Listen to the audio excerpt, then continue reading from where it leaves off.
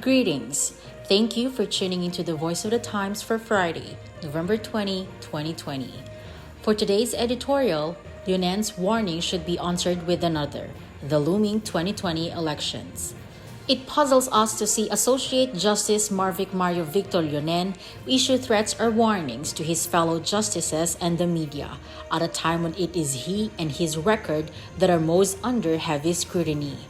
Our senior reporter Jomar Canlas reported on Tuesday that Justice Yunen has warned his fellow magistrates that they or some of them could be sanctioned for leaking documents to the Manila Times. This has naturally drawn our interest and concern because it appears to suggest that our paper has been involved in some kind of wrongdoing because of our reporting on the Marcos Robredo election protest that is now being heard by the Presidential Electoral Tribunal. If Justice Yunen really feels strongly about the issue, he should go right ahead and press his complaint. He should not leave the issue dangling over his peers in the High Court and over our news organization. The controversy should be fully brought out into the open so the nation can understand and judge the facts of the matter. The good justice contends that there is a confidentiality rule in the tribunal, which subjects to sanction the leaking of information on the internal deliberations and draft rulings of the High Court. Specifically, Yunen was irked by some stories that came out in the Times on his draft reflections on the poll protest case filed by former Senator Ferdinand Bongbong Marcos Jr. against Vice President Maria Leonor Leni Robredo. Yunen reportedly clashed with Chief Justice Diosdado Peralta when the latter told him to release his decision on the petitions asking him to inhibit from the poll protest case.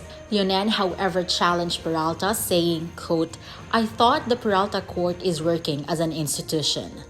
On Tuesday, the High Court ordered Canlas to explain why he should not be cited for contempt for writing stories based on leaked documents. The same order was issued to Solicitor General Jose Calida, who had filed a petition asking Yunen, the ponente of the poll case, to recuse himself. Calida and Marcos cited a story written by Canlas in their petitions seeking Yunen's recusal from the case. They said the 25-page draft reflections of Yunen, which was circulated on July 10, 2017, showed that he had prejudged the case. Amid this flurry of accusations and warnings, it is important for the High Court and the public to keep their perspective straight on the issue at hand. What must be brought out in the open should be separated from what should be kept confidential. It would be absurd to suggest that everything about Mr. Yunen should be kept confidential by the media. Controversy surrounds this issue for several reasons. First, Yunen's inaction and orders on the election protest of which he is a designated ponente. Second, Yunen's record of having the biggest backlog of unresolved cases in the High Court. Third, questions about Yunen's lack of experience in the bench when he was blocked by President Benigno Aquino III from academe to serve as a justice of the Supreme Court. And fourth, questions about the justice's alleged non-compliance with the legal requirement for public officials to file a duly notarized statement of assets, liabilities, and net worth or SALN during every year of public service. There would be no media scrutiny if there were no holes in the justice's story. Lastly, the nation attaches high importance to the need for the Presidential Electoral Tribunal to finally resolve the Marcos Robredo election protest because the next presidential election in May 2022 is only 18 months away.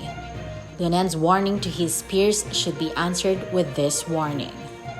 And that's the editorial for Friday, November 20, 2020. For more news and information, get a copy of the Manila Times on print. Subscribe to its digital edition or log on to www.manilatimes.net. Follow us on Twitter, Facebook, and Instagram, and listen to the Voice of the Times.